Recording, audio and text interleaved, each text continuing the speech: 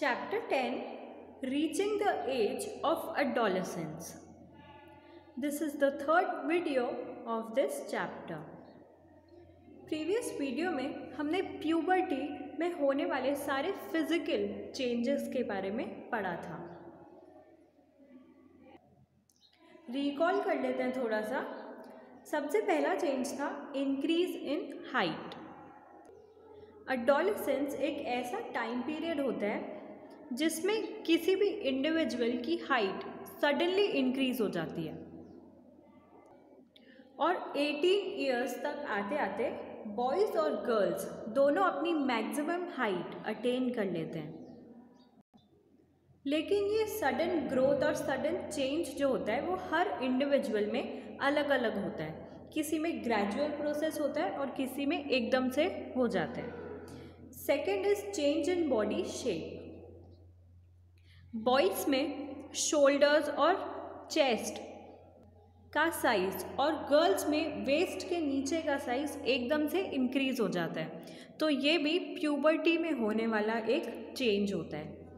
इसी तरह से बॉयज़ की वॉइस जो होती है वो बहुत भारी हो जाती है, बहुत डीप हो जाती है प्यूबर्टी के टाइम पर, और गर्ल्स की वॉइस हाई पिच ले लेती है।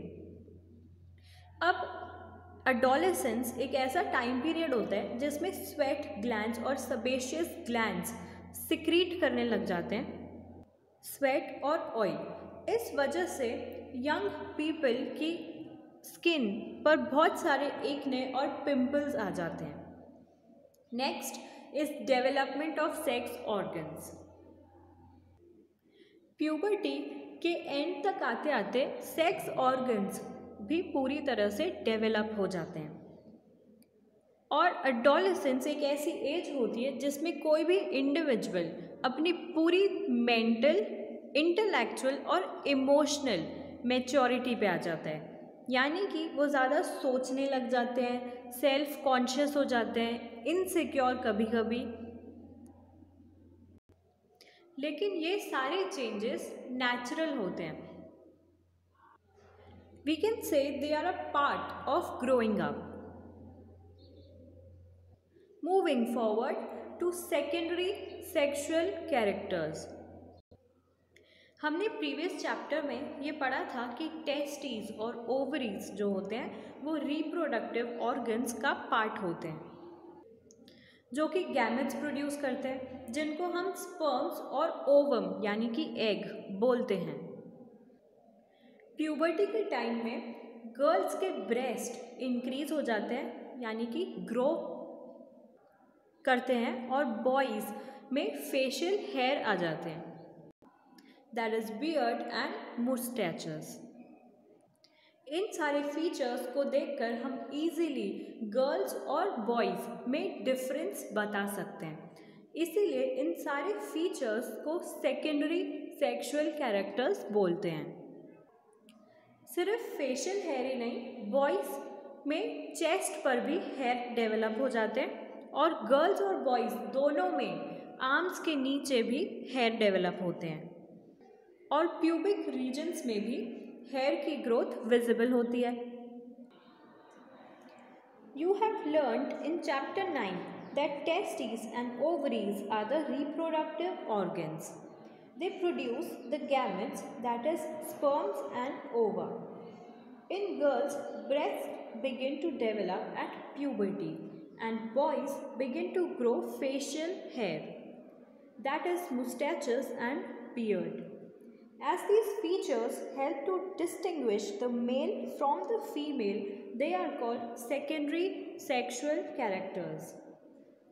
Boys also develop hair on their chest. In both boys and girls, hair grows under the arms and in the region above the thighs or the pubic region. The changes which occur at adolescence are controlled by hormones. Hormones are chemical substances.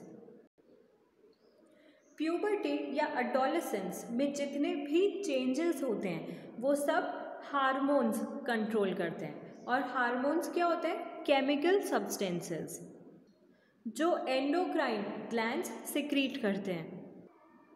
अगर हम specifically बोलें तो male hormone testosterone होते हैं और female hormones estrogens होते हैं. The male hormone or testosterone begins to be released by the testes at the onset of puberty. This causes changes in boys about which you have just learned. For example, the growth of facial hair. Once puberty is reached in girls, ovaries begin to produce the female hormone or estrogen, which makes the breasts develop. Milk secreting glands or mammary glands develop inside the breast. The production of these hormones is under the control of another hormone secreting from an endocrine gland called pituitary gland. Puberty के starting में ही testes male hormones यानी कि testosterone release करना start करते हैं और जितने भी चेंजेस अभी तक हमने पढ़े हैं वो सारे इस हार्मोन की हेल्प से ही कंप्लीट होते हैं. सेम इसी तरह फीमेल्स में ओवरीज एस्ट्रोजन हार्मोन्स रिलीज करते हैं जो कि ब्रेस्ट को डेवलप करने में यूज होते हैं. डेवलप कैसे? मिल्क सिक्रीटिंग ग्लैंड्स या फिर मैमरी ग्लैंड्स ब्रेस्ट के अंदर डेवलप होते हैं. लेकिन इन दोनों हार्मोन्स का सिक्रीशन पिट्यूटरी ग्लैंड के अंडर होता है जो कि एक एंडोक्राइन ग्लैंड होती है. ठीक है, तो इन हार्मोन्स का सिक्रीशन हो गया. अब ये हार्मोन्स रिप्रोडक्टिव फंक्शंस को स्टार्ट करने में कैसे हेल्प करते हैं? 10.4 The role of hormones in initiating reproductive functions. सबसे पहले तो जो एंडोक्राइन ग्लैंड होती है वो ब्लड स्ट्रीम में हार्मोन्स रिलीज करती है ताकि वो हार्मोन्स ब्लड के थ्रू टारगेट साइट पर जाएं, मतलब उस बॉडी पार्ट में जाएं जहाँ पर उनकी ज़रूरत है. फिर वो बॉडी पार्ट जिनको हमने टारगेट साइट भी बोला है वो उस हार्मोन को रिस्पॉन्ड करते हैं. तो ऐसे बहुत सारे एंडोक्राइन ग्लैंड्स और या फिर डक्टलेस ग्लैंड्स बॉडी के अंदर प्रेजेंट होते हैं और जो टेस्टीज और ओवरीज होते हैं वो सेक्स हार्मोन्स सिक्रीट करते हैं जो कि मेल और फीमेल सेकेंडरी सेक्सुअल कैरेक्टर्स के लिए रिस्पॉन्सिबल होते हैं. लेकिन इन सेक्स हार्मोन्स को भी कोई कंट्रोल करता है. जो हार्मोन्स पिट्यूटरी ग्लैंड से सिक्रीट होते हैं वो इन हार्मोन्स को कंट्रोल करते हैं. पिट्यूटरी ग्लैंड्स के ही सिक्रीट किए हुए हार्मोन्स से कोई हार्मोन ओवा को मैच्योर करने में हेल्प करता है और स्पर्म टेस्टिस से रिलीज करने में. इसको अच्छे से समझने के लिए हम ह्यूमन बॉडी में रिप्रोडक्टिव फेज कैसे वर्क करता है वो पढ़ेंगे. अब Adolescents become capable of reproduction when their testes and ovaries begin to produce gametes. The capacity of maturation and production of gametes lasts from a much longer time in males than in females. In females, the reproductive phase of life begins at puberty, that is the age of 10 to 12, and generally last till the age of approximately 45 to 50 years. The ova begin to mature when the onset of puberty starts. One ovum matures and is released by one of the ovaries once in about 28 to 30 days. During this period, the wall of the uterus becomes thick so as to receive the egg. In case it is fertilized, then begins to develop. This results in pregnancy. If fertilization does not occur, the released egg and the thickened lining of the uterus along with its blood vessels are shed off. This causes bleeding in women, which is called menstruation. Menstruation occurs once in about 28 to 30 days.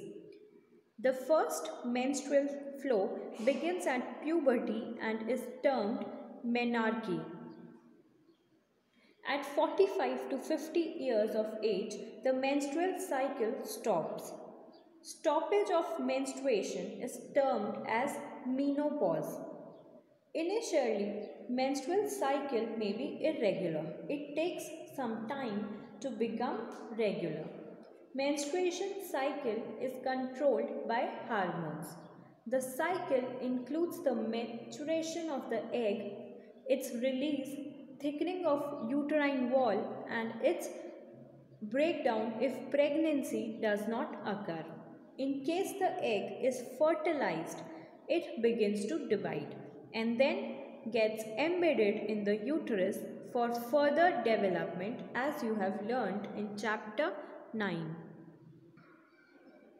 जब testis और ovaries gametes produce करने लग जाते हैं तब कोई भी individual reproduce करने के केपेबल हो जाता है.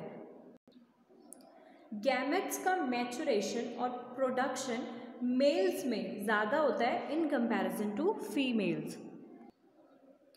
फीमेल्स में रिप्रोडक्टिव फेज प्यूबर्टी की बिगिनिंग में स्टार्ट हो जाता है, यानी कि 10 to 12 ईयर्स में, और कब तक चलता है 45 to 50 ईयर्स तक. प्यूबर्टी जैसे ही स्टार्ट होती है तो ओवा मैच्योर होना स्टार्ट हो जाता है और फिर वो हर 28 या 30 डेज में एक ओवरी में से रिलीज होता है. इस टाइम पीरियड में यूटरस की वॉल थिक हो जाती है, यानी कि मोटी हो जाती है उस एग या फिर ओवा को रिसीव करने के लिए. और अगर जो एग यूटरस में रिसीव हुआ है वो फर्टिलाइज्ड एग है तो फिर उसका ग्रोथ होता है, डेवलप होता है, जो कि प्रेगनेंसी में रिजल्ट करते हैं. लेकिन अगर वो रिलीज्ड एग फर्टिलाइज्ड नहीं है तो वो जो यूटरस ने लेयर बनाई थी, थिक मोटी परत जो बनाई थी, वो ब्लड वेसल्स के साथ में शेड हो जाती है, यानी कि झड़ जाती है. अगर वो एग फर्टिलाइज्ड नहीं है तो इससे क्या होता है, ब्लीडिंग होती है. ऑब्वियसली अगर कोई थिक लेयर शेड हो रही है आपकी बॉडी में ब्लड वेसल्स के साथ साथ तो ब्लीडिंग तो होती है. इस पूरी प्रोसेस को मेंस्ट्रुएशन बोलते हैं. और क्योंकि ओवरीज हर 28 to 30 डेज में ओवा रिलीज करते हैं तो ये मेंस्ट्रुएशन साइकिल भी हर 28 to 30 डेज में होती है. जो पहला मेंस्ट्रुएशन साइकिल किसी भी फीमेल में होता है उसको मेनार्की बोलते हैं. और 45 to 50 की एज में आते आते मेंस्ट्रुएशन साइकिल ख़त्म होने लग जाती है, तो लास्ट मेंस्ट्रुएशन साइकिल को मेनोपॉज बोलते हैं. जब प्यूबर्टी के साथ साथ मेंस्ट्रुएशन साइकिल स्टार्ट ही होती है तब ज़रूरी नहीं है कि रेगुलर ब्लीडिंग हो, इरेगुलर भी हो सकती है और उसको रेगुलर होने में थोड़ा टाइम लगता है. मेंस्ट्रुएशन साइकिल कंट्रोल भी हार्मोन्स करते हैं. जैसे कि हमने पढ़ा, इस साइकिल में सबसे पहले एग्स मैच्योर होते हैं, यानी कि मैच्योरेशन ऑफ द एग, फिर उसका रिलीज होता है, ओवरीज रिलीज करते हैं ना एग्स, तो रिलीज. उसके बाद जब एग्स रिलीज हो गए तो यूटराइन वॉल क्या करेगी, एक थिक लाइनिंग बना लेगी. और अगर वो एग फर्टिलाइज्ड है तो उसका ग्रोथ या डेवलपमेंट होगा. लेकिन अगर वो एग फर्टिलाइज्ड नहीं है तो यूटराइन वॉल का ब्रेकडाउन हो जाएगा, यानी कि वो वॉल शेड ऑफ हो जाएगी और प्रेगनेंसी नहीं होगी. Okay, so this was all about the reproductive phase of life in humans. In the next video, We will take up baby's sex determination.